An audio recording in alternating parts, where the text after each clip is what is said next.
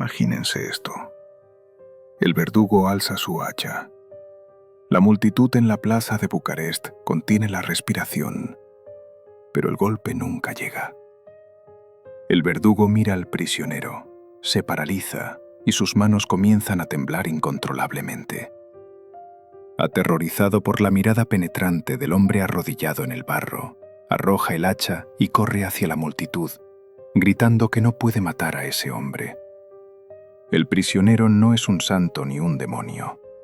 Es un político desesperado llamado Miguel el Valiente. En ese instante congelado la historia da un giro. ¿Cómo es que un hombre, a segundos de ser decapitado, sobrevive para convertirse en el único comandante en humillar simultáneamente a los imperios otomano, Habsburgo y polaco? Antes de adentrarnos en estas olvidadas historias de supervivencia y sufrimiento, si disfrutan aprendiendo sobre las verdades ocultas de la historia, consideren darle a me gusta y suscribirse para más contenido como este. Y, por favor, comenten abajo para saber desde dónde están escuchando. Me parece increíble que estemos explorando estas antiguas historias juntos desde diferentes partes del mundo, conectados a través del tiempo y el espacio por nuestra curiosidad compartida por el pasado. Para entender por qué ese verdugo huyó, necesitan comprender la trampa mortal que fue Valaquia en 1593. Olvídense de los románticos mapas de Europa. Esa región era una zona de exterminio. Era un estado vasallo atrapado entre las fauces del Imperio Otomano al sur y la indiferencia de la Europa cristiana al norte.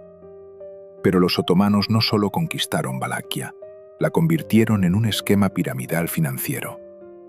Al sultán no le importaba gobernar esa tierra, solo le importaba el flujo de caja.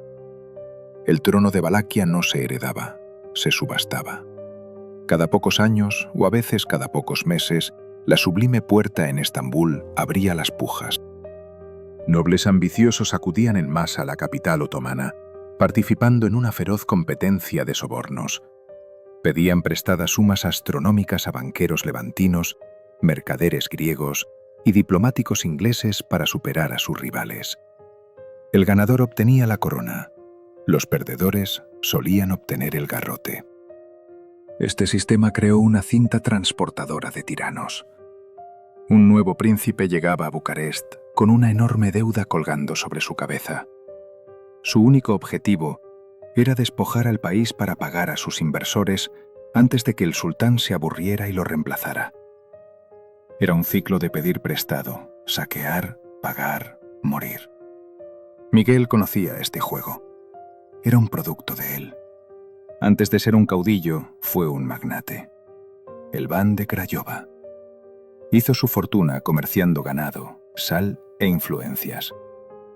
Era el hombre más rico del país, y esa riqueza lo convirtió en un objetivo. El gobernante de entonces, Alejandro el Malo, intentó eliminarlo. Esa ejecución fallida no fue intervención divina, fue una señal. Miguel se dio cuenta de que quedarse en Valaquia significaba la muerte, así que pasó a la ofensiva.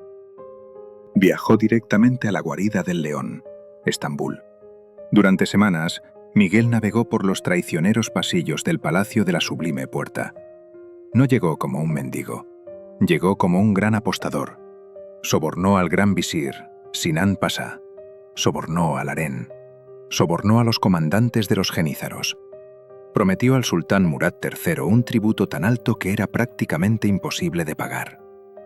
Para financiar esta campaña, pidió prestado a todo el mundo. Obtuvo préstamos de sindicatos judíos, caudillos turcos y espías venecianos. Efectivamente, hipotecó su vida, su alma y sus futuros súbditos. La estrategia funcionó. En septiembre de 1593, el sultán lo nombró voivoda. Los acreedores celebraron. Miraron a Miguel y vieron una gallina de los huevos de oro. Vieron a un hombre tan endeudado que sería su títere para siempre. Empacaron sus maletas y lo siguieron de regreso a Bucarest, ansiosos por empezar a cobrar. Miguel regresó a Valaquia en una procesión que parecía más una toma de posesión hostil que una coronación. Estaba rodeado de guardias turcos y una multitud de prestamistas. Inmediatamente comenzó el brutal trabajo de extracción. Subió los impuestos a todo, desde chimeneas y ganado hasta el derecho a viajar. Desató a los recaudadores de impuestos sobre el campesinado con una eficiencia despiadada. Para el mundo, él era solo otro lacayo otomano, desangrando a su propio pueblo para alimentar a los amos de Estambul. El sultán estaba complacido. Los acreedores estaban cobrando. Los Habsburgo lo descartaron como una causa perdida, pero todos estaban mirando la mano equivocada. Mientras Miguel jugaba al sirviente obediente de día, se preparaba para la guerra de noche. Usó la cobertura de la recaudación de impuestos para evaluar la fuerza militar de sus aldeas. Forjó alianzas secretas con los boyardos, la nobleza local, convenciéndolos de que él era su única salida de esta esclavitud. Se puso en contacto con el príncipe de Transilvania, Segismundo Báthory, formando un pacto silencioso contra los turcos. La tensión en Bucarest era asfixiante. Los acreedores y soldados turcos estacionados en la ciudad se volvieron arrogantes. Trataban la capital como una provincia conquistada, acosando a las mujeres y saqueando tiendas, seguros de que el príncipe les pertenecía. Miguel observó todo con cara de piedra. Los dejó acomodarse. Los dejó creer que eran intocables. Para el invierno de 1594, la trampa estaba tendida. Los acreedores exigían los pagos finales. El sultán exigía más tributo. La presión era insostenible. Miguel convocó a sus capitanes más de confianza. No les dijo que reunieran oro. Les dijo que afilaran sus espadas. Los acreedores fueron invitados al palacio para un arreglo final de cuentas. Llegaron esperando cofres de oro. No tenían idea de que estaban entrando en una carnicería. El hombre que había sobrevivido al hacha del verdugo estaba a punto de empuñarla él mismo. La fecha es el 13 de noviembre de 1594. Dentro del Palacio Principesco de Bucarest, el aire está cargado con el olor de carnes asadas y perfumes caros. El salón principal está abarrotado de los acreedores del sultán, banqueros levantinos, mercaderes turcos y los comandantes de la guarnición otomana. Están relajados, están ruidosos, están bebiendo el vino de Miguel y riéndose de lo fácil que controlan a este príncipe títere. En sus mentes, este es solo otro día de cobro. Están esperando que se saquen cofres de oro de la tesorería. Miguel entra en la sala. Está completamente armado, con la mano apoyada en el pomo de su espada. La sala queda en silencio, pero solo por expectativa, no por miedo. Mira a los hombres que tienen la deuda de su país en sus libros de contabilidad. Hace una pregunta simple a sus capitanes. ¿Están todos aquí? El capitán asiente. Miguel retrocede y da la señal. Las puertas se cierran de golpe y se atrancan desde afuera. Los cofres de oro nunca aparecen. En cambio, los leales guardias de Miguel irrumpen en la sala con espadas desenvainadas. Lo que sigue no es una batalla, es una liquidación. En cuestión de minutos, las cadenas financieras que ataban a Valaquia se cortan con acero. Los acreedores son masacrados hasta el último hombre. Pero Miguel no se detiene ahí. Ordena a los cañones del palacio que disparen contra los cuarteles de las tropas otomanas estacionadas en la ciudad. El mensaje es brutalmente claro. La deuda está cancelada. Este evento, a menudo ignorado en los libros de texto como una mera rebelión, fue en realidad uno de los reinicios financieros más violentos de la historia. Miguel no solo mató a unos pocos tiburones solitarios, declaró la guerra a todo el sistema económico del Imperio Otomano. Para cuando salió el sol sobre Bucarest a la mañana siguiente, la ciudad estaba en llamas y la guarnición otomana de 2000 hombres estaba muerta. Pero Miguel sabía que la ira sin estrategia es suicidio. Sabía que matar a los acreedores era la parte fácil. La parte difícil era sobrevivir a las consecuencias. Sabía que la noticia viajaría rápido a Estambul y la respuesta sería apocalíptica. Así que Miguel hizo lo único que los turcos no esperaban. No fortificó Bucarest y esperó a ser asediado. Atacó. Este es un momento crítico en la historia del Imperio Otomano. Los turcos estaban acostumbrados a librar guerras estáticas contra grandes ejércitos europeos o a aplastar pequeñas revueltas campesinas. No estaban acostumbrados a que un estado vasallo lanzara un blitzkrieg coordinado. Miguel tomó su pequeño ejército móvil y corrió al sur hasta el río Danubio. El Danubio era la línea vital de la presencia otomana en la región. Era una frontera natural fuertemente fortificada por una cadena de fortalezas de piedra que controlaban todo el comercio y los movimientos de tropas. Giurgiu, Braila, Jarsova, Kalaras. Estos no eran solo castillos, eran los ojos del imperio. Miguel decidió cegarlos.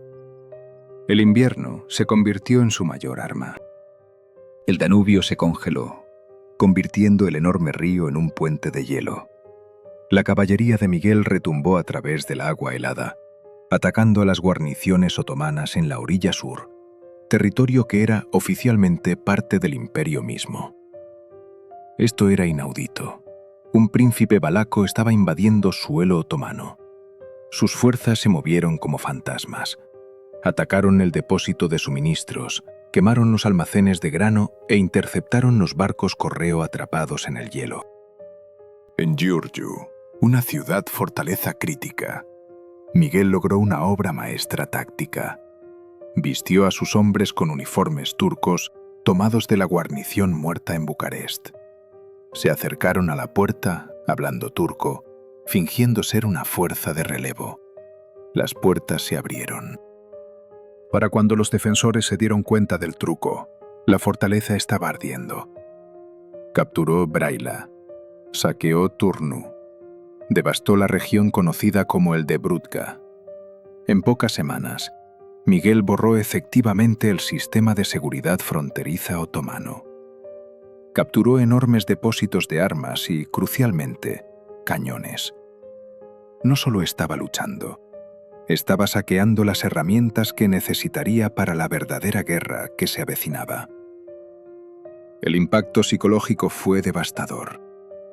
Durante 100 años, la gente de los Balcanes había vivido aterrorizada por el sultán. Creían que el imperio era invencible. Ahora veían cabezas otomanas montadas en picas. Vieron fortalezas otomanas desmoronándose en el río congelado. Miguel estaba transmitiendo una señal a toda la región. El monstruo puede sangrar. De vuelta en Estambul, la atmósfera pasó de la molestia a la furia. El sultán Murad III murió en enero de 1595 y su sucesor, Mehmed III, heredó este desastre.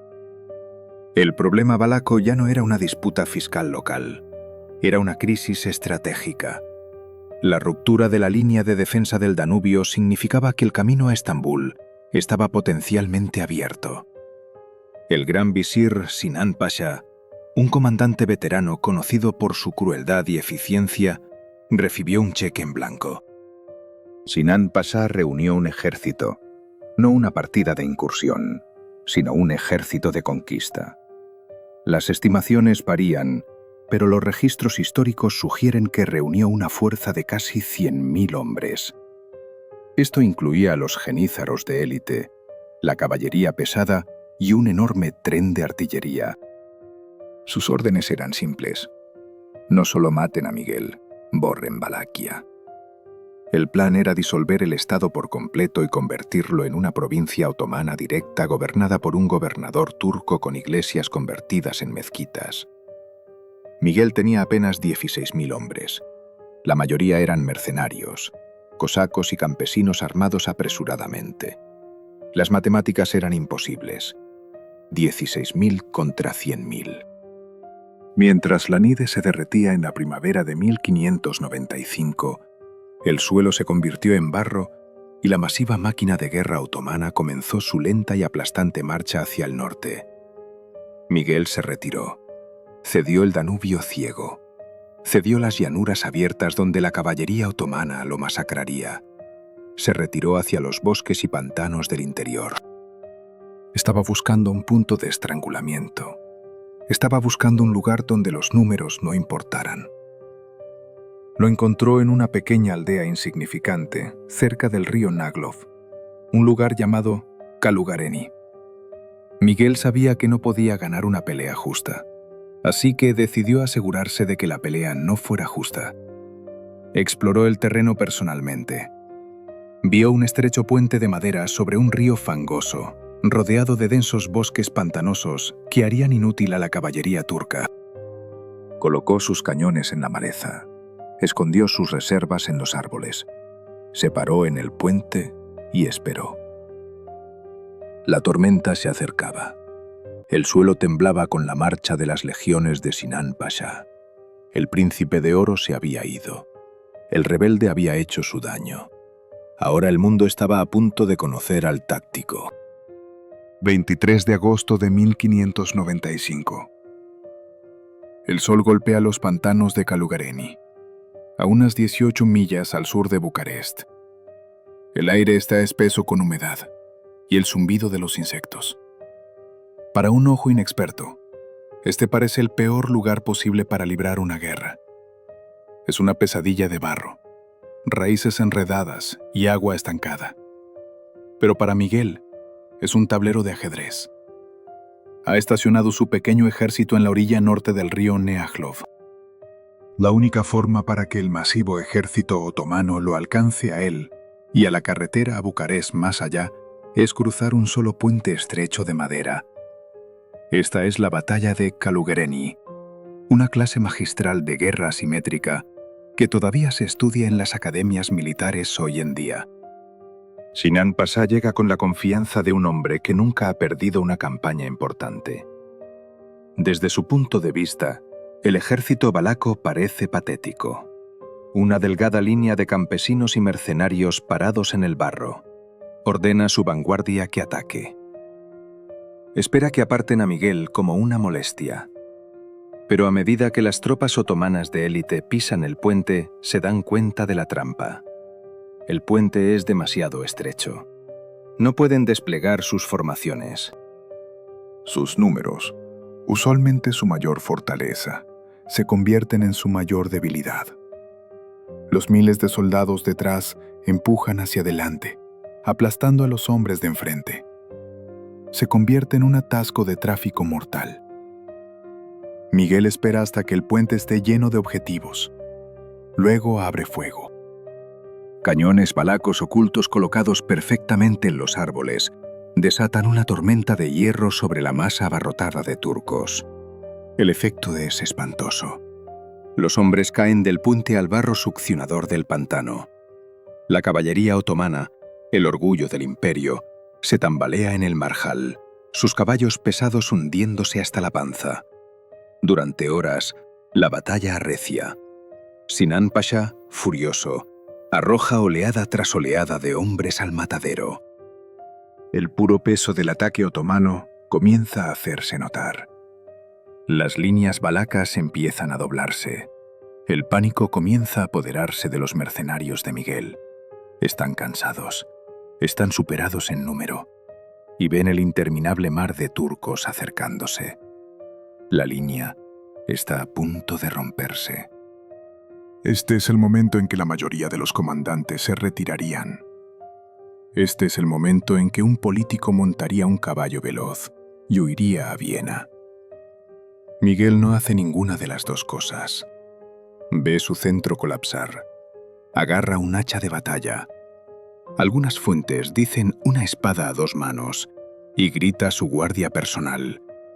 En un momento de pura locura alimentada por la adrenalina, el príncipe de Valaquia carga directamente contra la infantería otomana. No fue una carga simbólica. Se estrelló contra las líneas turcas con tal ferocidad que personalmente mató a varios comandantes. La vista de su príncipe luchando como un demonio en primera fila electrizó a las tropas valacas. El pánico se evaporó.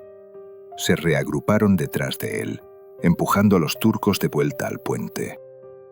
Al mismo tiempo, un pequeño destacamento de las tropas de Miguel, que habían flanqueado secretamente a través del denso pantano, apareció en el flanco otomano. Atacaron el campamento otomano, creando caos en la retaguardia. El resultado fue un colapso total de la disciplina otomana. Los invasores se dieron la vuelta y huyeron. En la estampida, el puente de madera se derrumbó bajo el peso de los soldados que huían. Miles se ahogaron en el río Neajlov. Incluso el gran visir Sinan Pasha fue derribado de su caballo en el pantano. La historia registra que el poderoso comandante del Imperio Otomano tuvo que ser arrastrado fuera del barro por sus esclavos, perdiendo 2 de sus dientes en el proceso. Fue una humillación. Una fuerza de 16.000 había destrozado un ejército de 100.000. Miguel había ganado la batalla de Calogeren, pero la euforia no duró mucho. Al ponerse el sol y desvanecerse la adrenalina, Miguel miró los números. Había infligido bajas masivas, sí, pero había perdido hombres que no podía reemplazar. Los otomanos, a pesar del desastre, todavía tenían decenas de miles de tropas frescas en reserva. Pasha estaba humillado, pero no estaba derrotado. Se reagrupó y comenzó a rodear los pantanos. Miguel se enfrentó a una elección desgarradora. Había ganado la batalla, pero no podía mantener el terreno. Si se quedaba, sería rodeado y moriría de hambre. Para salvar a su ejército y a su país, tuvo que ceder la misma capital que acababa de defender. Esa noche, al amparo de la oscuridad, Miguel ordenó la retirada. Abandonó Bucarest. Abandonó las llanuras del sur. Marchó con sus exhaustos hombres hacia el norte, hacia las montañas Cárpatos, hacia la frontera con Transilvania. Al alejarse, vio el humo elevándose detrás de él. Sinan Pasha había entrado en Bucarest. Los otomanos comenzaron a fortificar la ciudad con murallas de tierra, convirtiendo iglesias en mezquitas. Parecía el final. El príncipe valaco era ahora un rey sin capital, un general sin fortaleza. Pero Miguel no huía al vacío. Se dirigía hacia sus aliados. Se dirigía a los pasos de montaña para esperar a Segismundo Báthory, el príncipe de Transilvania. Miguel sabía que para derrotar a un imperio no podía hacerlo solo. Necesitaba una coalición. Pero mientras esperaba en los fríos pasos de montaña, viendo su país arder desde la distancia, una nueva ambición comenzó a formarse en su mente. Se dio cuenta de que depender de aliados poco fiables era una debilidad. Si quería sobrevivir, no podía ser solo el príncipe de Valaquia. Tenía que ser algo más. Las semillas de la unión imposible se plantaron no en la victoria, sino en el amargo sabor de esta retirada. Miguel había terminado de jugar a la defensiva. La próxima vez que descendiera de esas montañas, no solo buscaría liberar una ciudad, buscaría redibujar el mapa de Europa. Octubre de 1595. Las cumbres de las montañas Cárpatos están cubiertas por la nieve temprana. Durante semanas, Miguel y su ejército maltrecho han estado esperando en los altos pasos, observando el humo de sus aldeas en llamas flotando desde las llanuras de abajo. Para los comandantes otomanos sentados cómodamente en Bucarest, la guerra ha terminado. Creen que el perro valaco se está congelando hasta la muerte en el desierto. Ya han comenzado el trabajo administrativo de convertir el país en una provincia. Están convirtiendo iglesias en mezquitas y nombrando jueces turcos. Sinan Pasha está preparando su informe de victoria para el sultán, pero han cometido un error fatal. Miguel no se escondía. Estaba reclutando. Allá arriba en las montañas, el panorama político había cambiado. Segismundo Báthory, el príncipe de Transilvania, finalmente llegó con una gran fuerza de relevo. 40.000 hombres, incluida la caballería pesada húngara, mercenarios alemanes y mosqueteros italianos. Por primera vez, Miguel no era el desvalido. Era la punta de lanza de un ejército cruzado. Descendieron de las montañas como una avalancha. La velocidad del contraataque cristiano tomó a Sinan Pasha completamente por sorpresa. Ni siquiera intentó mantener Bucarest. Al darse cuenta de que ahora estaba superado en número y en territorio hostil, el gran visir ordenó una retirada completa. Pero esta no fue una retirada ordenada, fue un saqueo. Mientras el ejército otomano marchaba hacia el sur, hacia el Danubio, incendiaron todo a su paso. Arrastraron consigo a miles de civiles valacos, hombres, mujeres y niños encadenados destinados a los mercados de esclavos de Estambul. Llevaban carros cargados con la riqueza robada de una nación. Miguel los persiguió. Atacó su retaguardia, eliminando rezagados, convirtiendo su retirada en pánico. Liberó la antigua capital de Targoviste. En cuestión de días, entró en Bucarest, extinguiendo los incendios y ahorcando a los colaboradores. Pero no se detuvo a celebrar.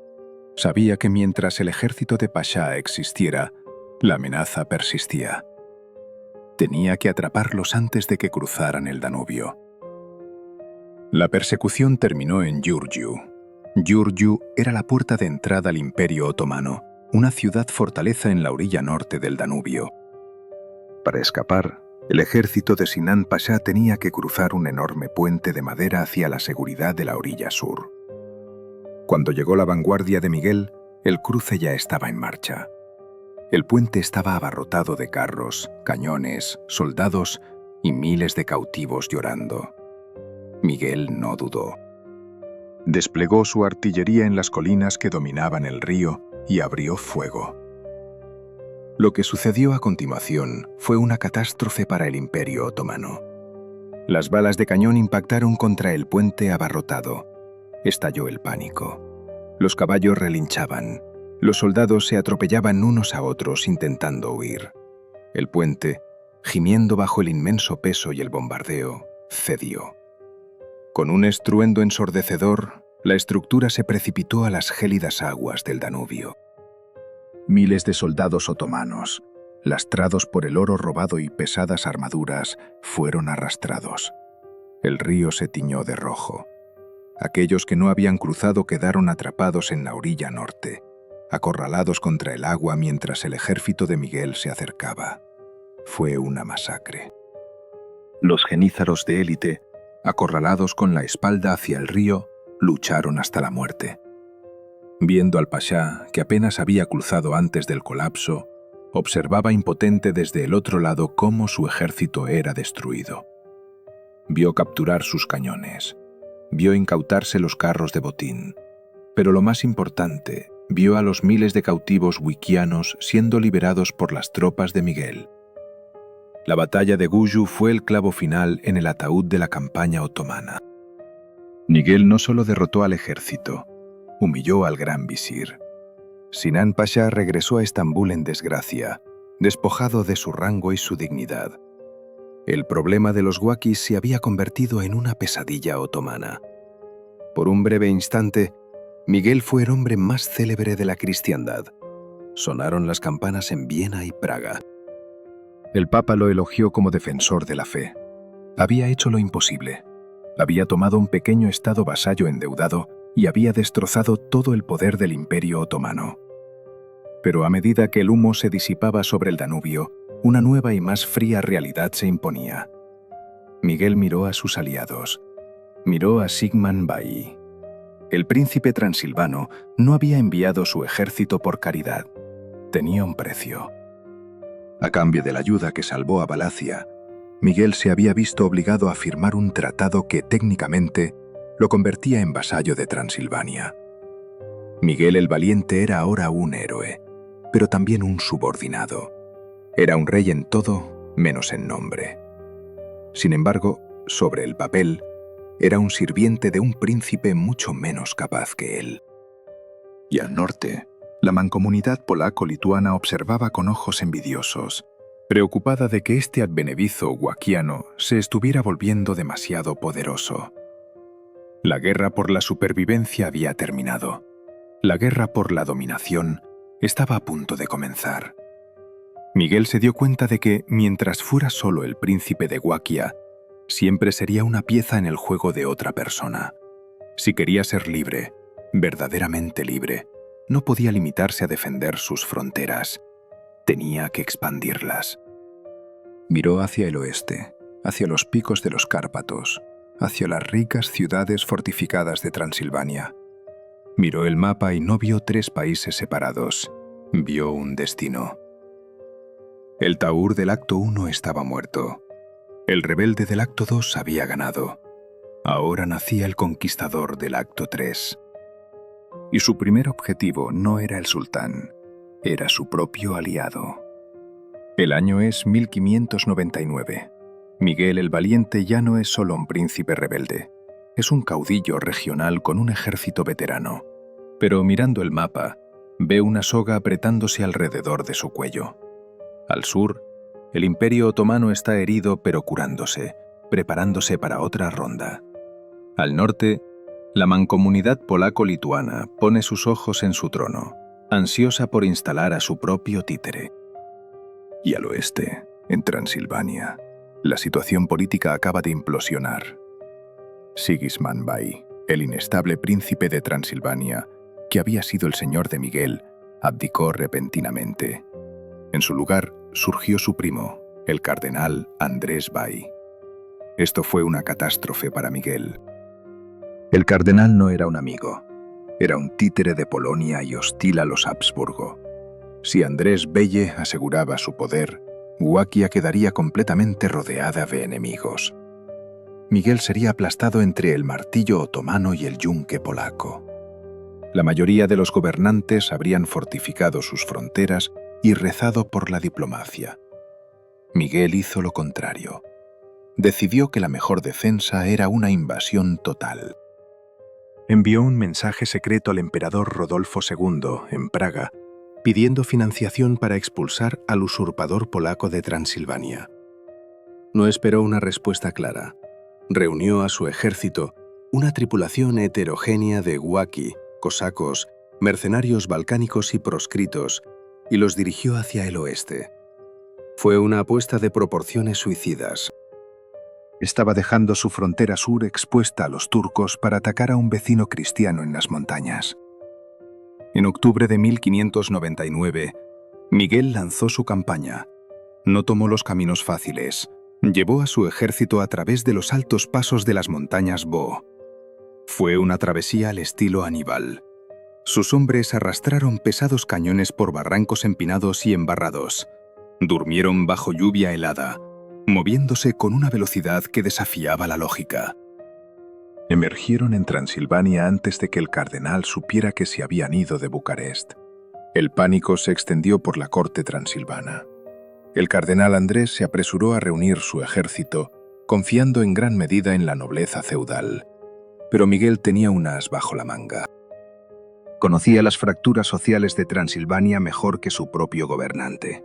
Sabía que los ceglos, un feroz subgrupo guerrero de Transilvania, habían sido despojados de sus antiguos derechos y reducidos a la servidumbre por la familia Bey.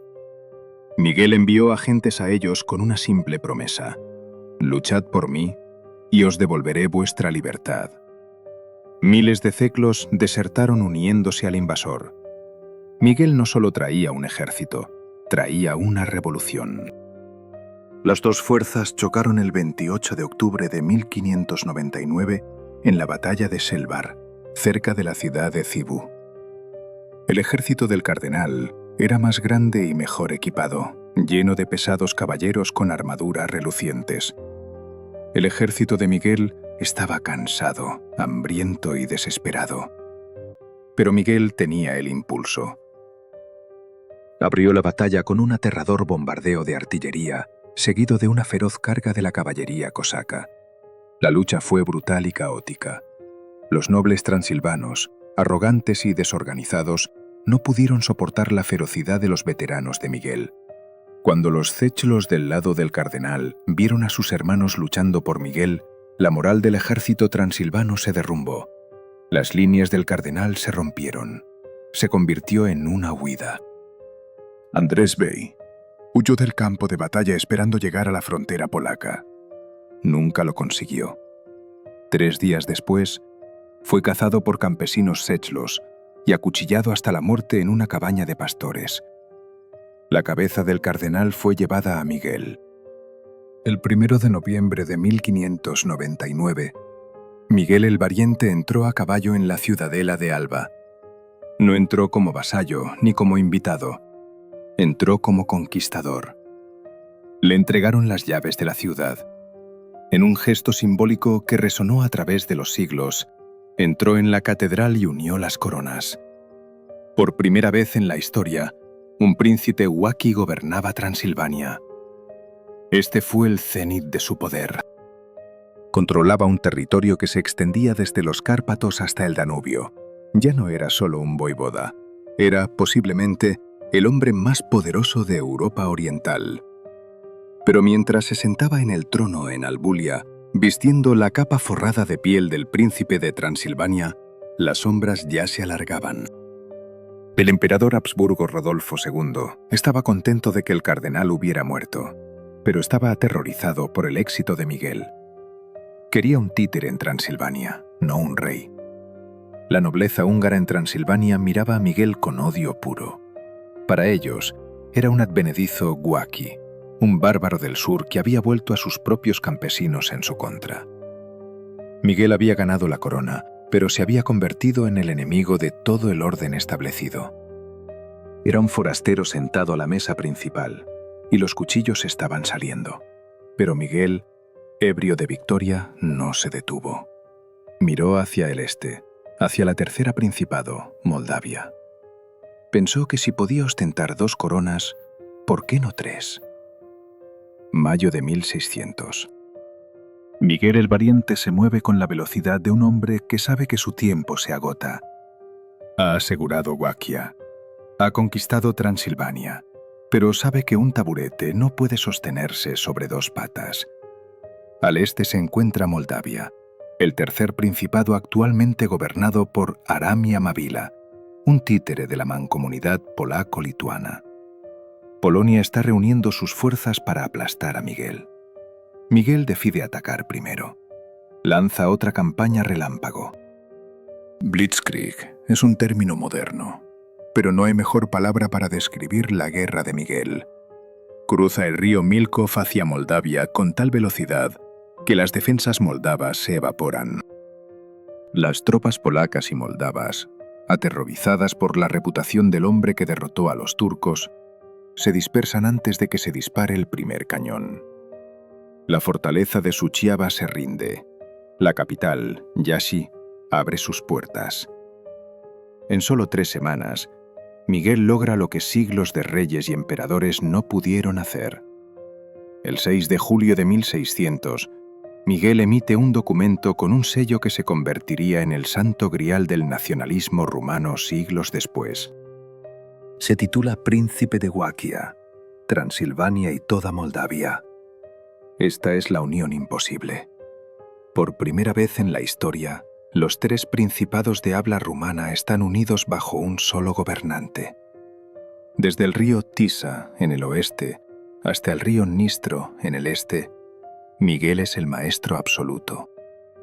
Es el restitutor de Dacia, el restaurador de Dacia. Está en el pináculo absoluto de su poder. Ha desafiado a los otomanos, ha superado en astucia a los Habsburgo y ha humillado a los polacos. Pero si se observa de cerca este momento de triunfo, se pueden ver las grietas en los cimientos. La unión fue una obra maestra militar, pero una pesadilla política. Miguel había construido un imperio, pero no había construido un Estado. Gobernaba 3 países diferentes con leyes diferentes, monedas diferentes y noblesidades diferentes que se odiaban mutuamente. Y el costo fue astronómico. Para mantener su masivo ejército de mercenarios, que era lo único que lo mantenía en el poder, Miguel necesitaba dinero, ríos de él. El tesoro otomano estaba cerrado. El emperador Habsburgo Rodolfo, celoso del éxito de Miguel, dejó de enviar subsidios. Miguel estaba arruinado. Desesperado, hizo lo único que pudo. Se volvió contra su propio pueblo. Aumentó los impuestos nuevamente. obligó a la servidumbre a una servidumbre más profunda. En Transilvania, los mismos campesinos cechlos que le habían ayudado a ganar el trono, esperando libertad, fueron traicionados.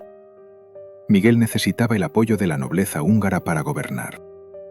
Así que se puso del lado de los nobles contra los campesinos.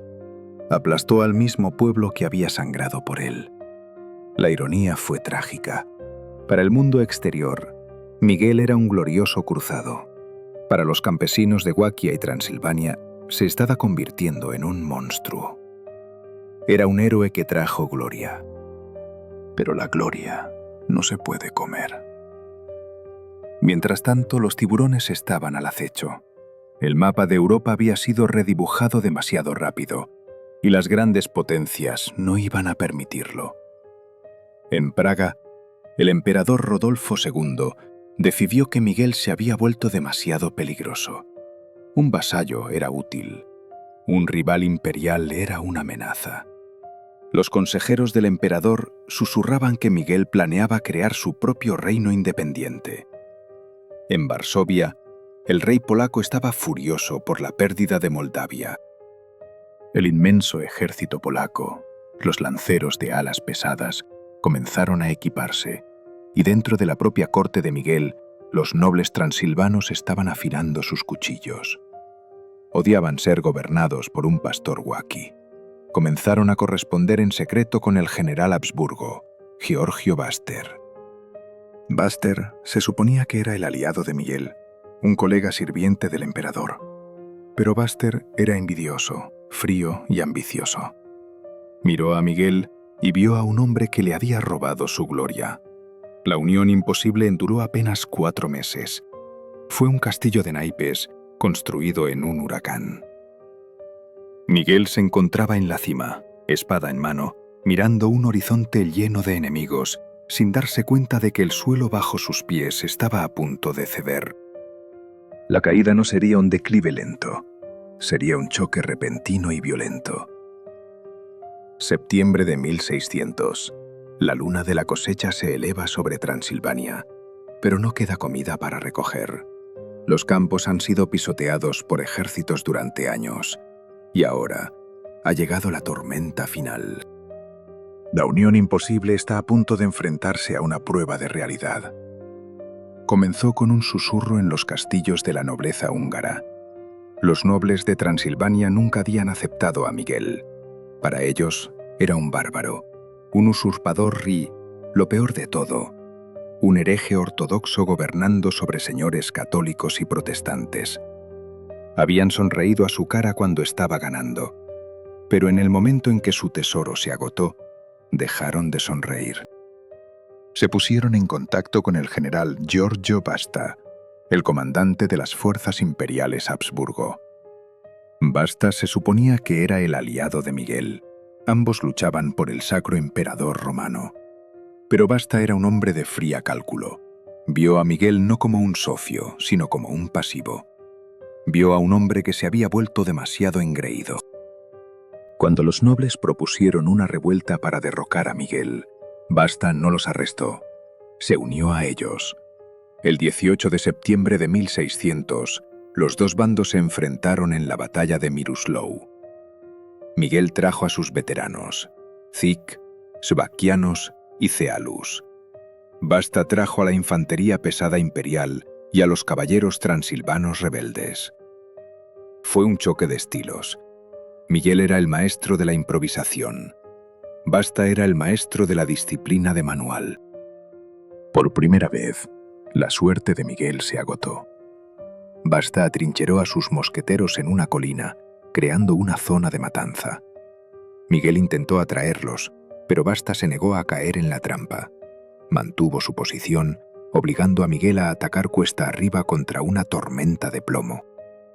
Cuando las líneas de Miguel flaquearon, Basta desató su caballería pesada.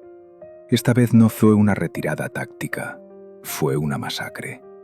Miguel vio morir a 4000 de sus mejores hombres en el barro de Miroslav. Apenas escapó con vida. Pero la derrota en el campo de batalla fue solo la primera ficha de dominó. La noticia de la debilidad de Miguel se propagó como un virus. Al norte, La mancomunidad polaco-lituana vio su oportunidad. El gran canciller, Jan Zamoyski, una de las mentes militares más grandes de la época, marchó con un masivo ejército polaco a Moldavia. No solo quería recuperar la provincia, quería acabar con Miguel para siempre. Los húsares alados polacos, la fuerza de caballería más temible de Europa, arrasaron Moldavia en días. Restituyeron al gobernante pro-polaco Jeremiah Moyla. Luego no se detuvieron. Cruzaron a Huaquia, la patria de Miguel. Miguel corrió hacia el sur, tratando de llegar a su hogar antes que los polacos, pero era demasiado tarde. Los boyardos huaqui, los mismos nobles que Miguel había enriquecido, vieron la verdad. Lo traicionaron. Abrieron las puertas de Bucarest al ejército polaco. Aceptaron un nuevo gobernante, Simeón Moyla, instalado por los polacos. En el lapso de 30 días, un solo mes, Miguel lo perdió todo. Perdió Transilvania ante Basta. Perdió Moldavia ante los polacos. Perdió Huaquia ante los traidores. Pero el costo personal fue aún mayor. Su esposa, Deidi Stanka, y sus hijos fueron capturados. Fueron arrojados a una mazmorra en la fortaleza de FGA, utilizados como rehenes para asegurar que Miguel no luchara. En noviembre de 1600, el rey de Dacia era un fugitivo. No tenía ejército, ni corona, ni dinero, ni familia. Vagaba por la naturaleza helada de Transilvania con un puñado de sirvientes leales, perseguido por los mismos hombres a quienes había liberado. La mayoría de los hombres se habrían rendido, habrían desaparecido en la oscuridad o habrían muerto de un corazón roto. Pero Miguel tomó una decisión que desafía toda lógica. Decidió que si no podía luchar contra sus enemigos con una espada, los combatía con palabras. Decidió ir a la única persona que podía ayudarlo, el hombre que había autorizado su destrucción. Dio la vuelta a su caballo hacia el oeste, hacia Viena y Praga. Iba a apelar directamente al sacro emperador romano Rodolfo II. Fue un viaje de humillación. El héroe de la cristiandad era ahora un mendigo, cabalgando a través de la nieve para pedir una segunda oportunidad a los amos que lo habían traicionado. Enero de 1601. Las calles de Praga están sepultadas bajo la nieve. La ciudad es la capital del Sacro Imperio Romano Germánico, una metrópolis bulliciosa de arte, ciencia y alquimia. Pero a la sombra del gran castillo de Rachani, un hombre espera. Se aloja en una posada abarrotada, a menudo incapaz de pagar sus comidas. Su ropa, antes el terciopelo y la piel de la realeza, está desgastada y descolorida. Ha despedido a la mayoría de sus sirvientes porque ya no puede alimentarlos. Este es Miguel el Valiente. Hace apenas 6 meses gobernaba un imperio. Ahora es solo otro refugiado en una ciudad llena de ellos. Pasa sus días escribiendo cartas. Cartas al emperador Rodolfo y cartas al Papa. Cartas al Gran Duque de Toscana. Son cartas de desesperación. Detalla sus victorias. Le recuerda cómo salvó a la cristiandad en el Danubio. Ruega por dinero, por armas, por una oportunidad de liberar a su esposa e hijos de la mazmorra. Pero durante meses, las puertas del palacio imperial permanecen cerradas. El emperador Rodolfo II, un recluso excéntrico y paranoico, lo ignora. Para la corte Habsburgo, Miguel es un has-been. Sirvió a su propósito, causó un lío. Y ahora está descartado. Lo mantienen esperando en el frío, esperando que simplemente desaparezca o muera de vergüenza. Pero mientras Miguel espera en Praga, la situación en Transilvania se sale de control. El general Giorgio Basta, el hombre que derrotó a Miguel, demostró ser un gobernante catastrófico. No gobernaba, saqueaba. Sus mercenarios trataron a la nobleza transilvana, a los mismos que lo habían invitado, como enemigos conquistados. Quemaron aldeas, impusieron impuestos imposibles e instauraron un reinado de terror. La hambruna era tan severa que los cronistas de la época informaron de casos de canibalismo. La nobleza húngara se dio cuenta de que habían cometido un terrible error. Habían cambiado a Miguel, un gobernante estricto pero capaz, por Basta, un saqueador. En su desesperación, hicieron algo predecible. Se rebelaron. Invitaron a Sigismund Vallée, el expríncipe inestable, de vuelta al trono. De repente, el emperador Rodolfo II tuvo una crisis. Transilvania estaba en abierta revuelta. Los otomanos estaban acumulando en la frontera para aprovechar el caos, y el general Basta, atrapado y superado en número, estaba perdiendo el control. El emperador necesitaba un milagro. Necesitaba un general que conociera el terreno, que pudiera inspirar a las tropas y que estuviera lo suficientemente loco como para luchar en una guerra que ya estaba perdida. Miró por la ventana a la ciudad de Praga y recordó al huaki que esperaba en la posada. En abril de 1601, las puertas del palacio finalmente se abrieron. Miguel obtuvo una audiencia. No fue un reencuentro cálido, fue una transacción comercial. Rodolfo II le ofreció un trato a Miguel. Te daré dinero, te daré un nuevo ejército, te ayudaré a liberar a tu familia. Pero no irás como rey, irás como mi general. Y había una trampa cruel y humillante. Miguel no comandaría solo. Tendría que coordinar sus fuerzas con el hombre que lo había destruido, el general George Basta. Miguel aceptó. No tenía otra opción. Era la única manera de salvar a su familia. Salió de Praga no con la pompa de un conquistador, sino con la sombría determinación de un ejecutor. Reclutó un nuevo ejército de mercenarios, silesianos, rumanos y cosacos, que aún recordaban la leyenda del valiente. Marcharon rápido, cortando el barro de la primavera, dirigiéndose de nuevo a la pesadilla de Transilvania. El reencuentro entre Miguel y Basta tuvo lugar en un campamento militar cerca de la frontera. Fue uno de los momentos más tensos de la historia militar. Estos dos hombres se odiaban a un nivel visceral. Basta representaba la fría arrogancia burocrática del imperio. Miguel representaba la ambición salvaje e incontenible de los Balcanes. Se miraron a través de la mesa de mapas, obligados por las órdenes del emperador a darse la mano, pero eran profesionales. Dejaron a un lado su odio para la misión. Su objetivo era Sigismund Vallée, que había reunido un masivo ejército de 40.000 hombres cerca de la aldea de Gralo. El 3 de agosto de 1601, la alianza impía se puso a trabajar. La batalla de Gralo fue la obra maestra final de Miguel. El terreno era difícil. Un valle lleno de matorrales y protegido por un arroyo. Sigismund Bey tenía la altura y los números. Basta, cauto como siempre, quería esperar el apoyo de la artillería. Miguel se negó. Vio una debilidad en el despliegue del enemigo, una brecha entre su infantería y caballería. Miguel lideró la carga personalmente. Era el Miguel clásico, agresivo, rápido y violento. Se estrelló contra las líneas transilvanas, destrozando su formación. Cuando el adversario intentó reagruparse, la infantería pesada de Bastur se lanzó para rematar la faena. Fue una operación de martillo y yunque perfecta. Al anochecer, la insurrección fue aplastada. Sigismund Bey huyó una vez más. Transilvania fue recuperada para el emperador.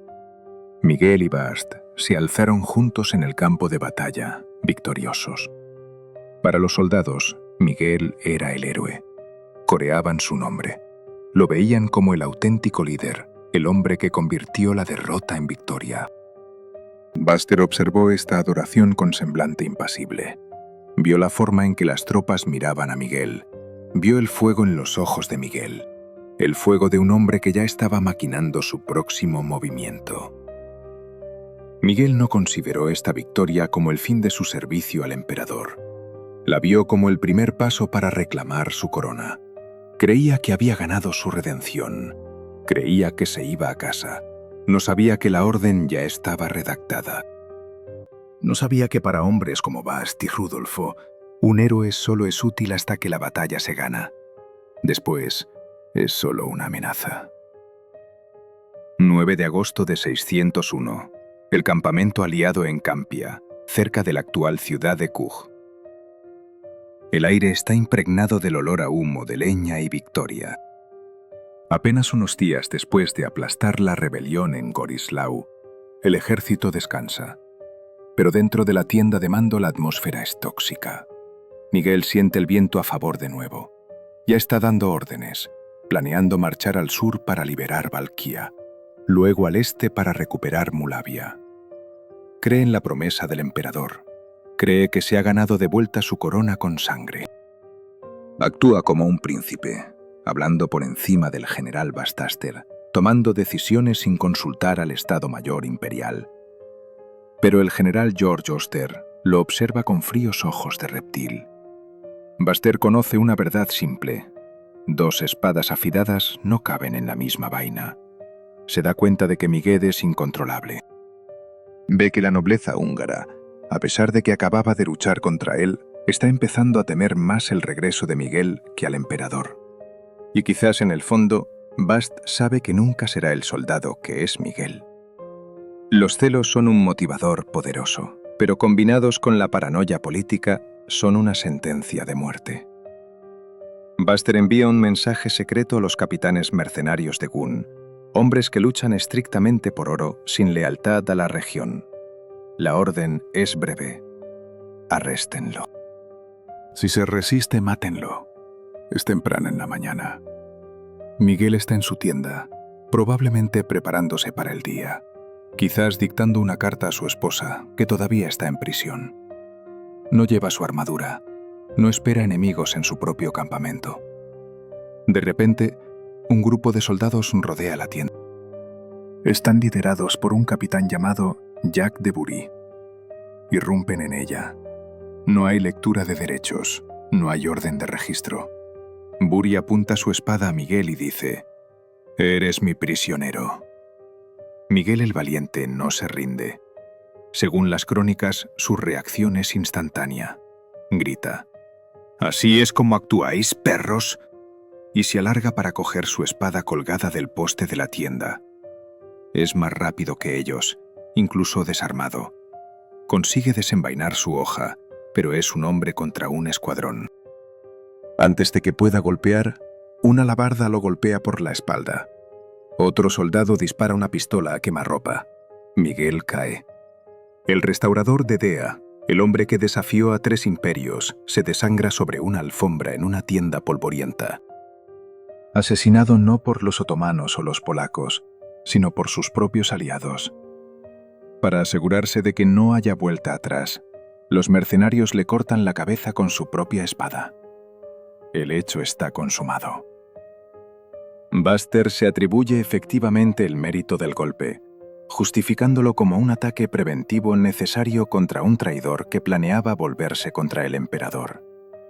Fue una mentira. Pero en el Juego de Tronos, la historia la escriben los supervivientes. Se lleva en la cabeza de Miguel. Es envuelta en tela y colocada sobre la carcasa de un caballo muerto.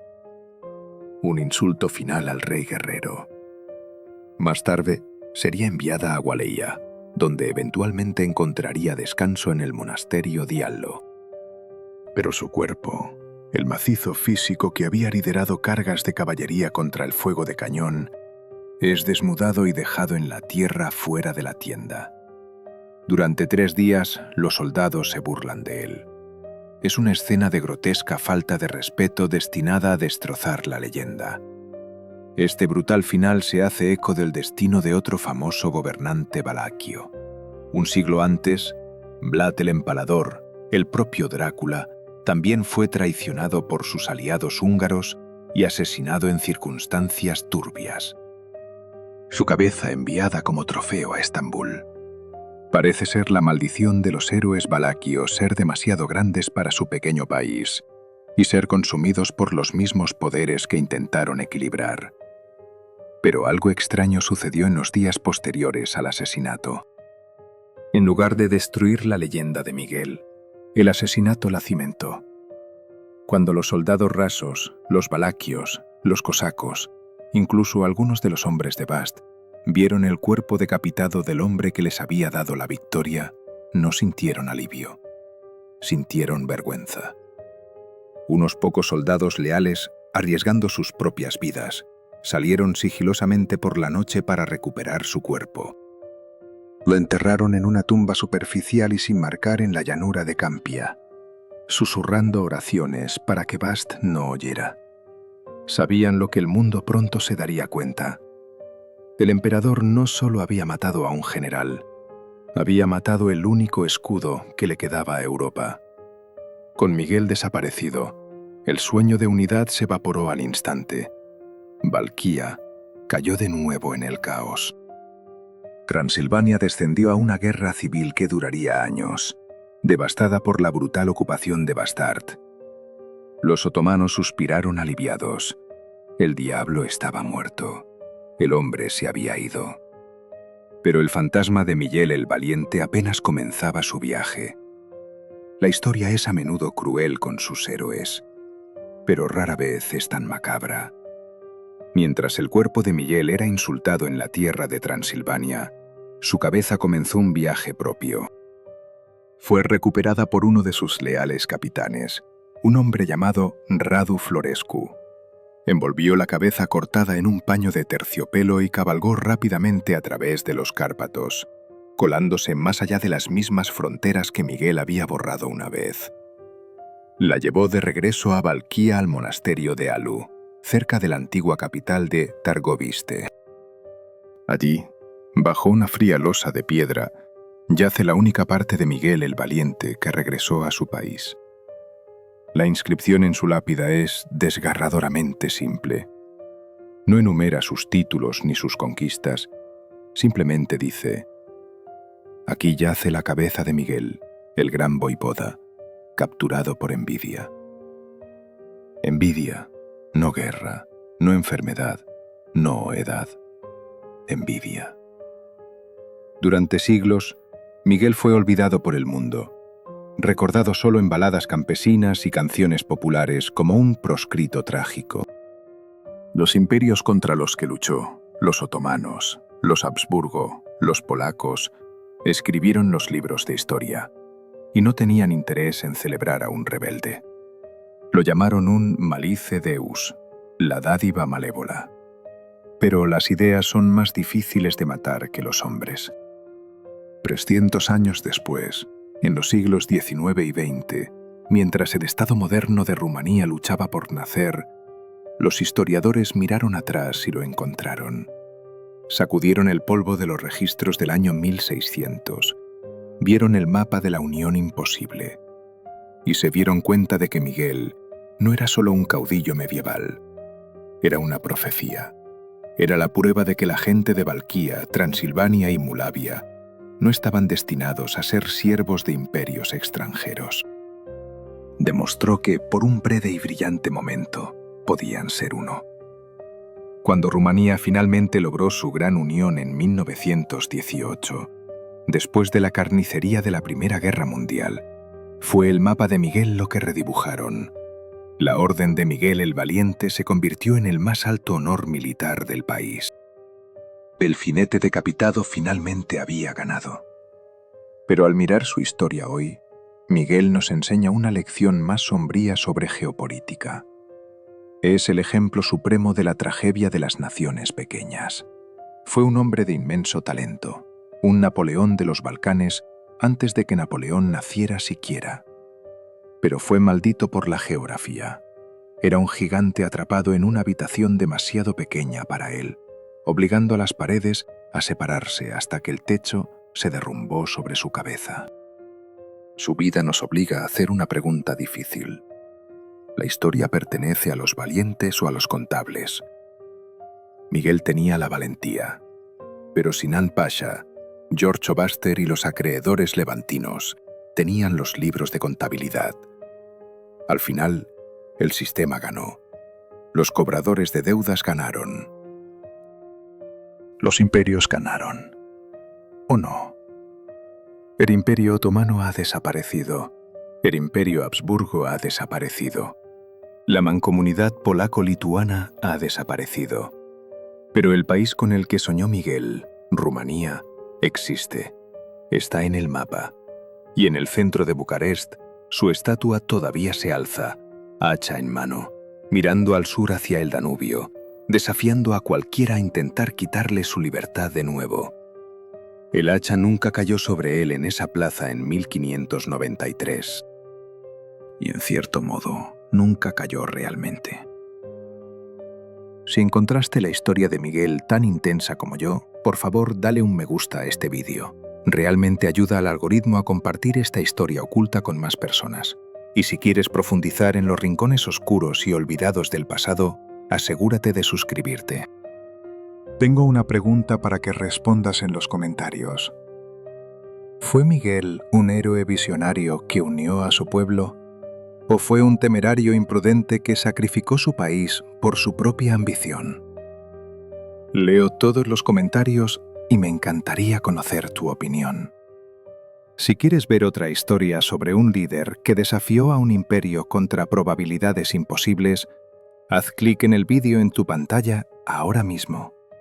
Te veo allí.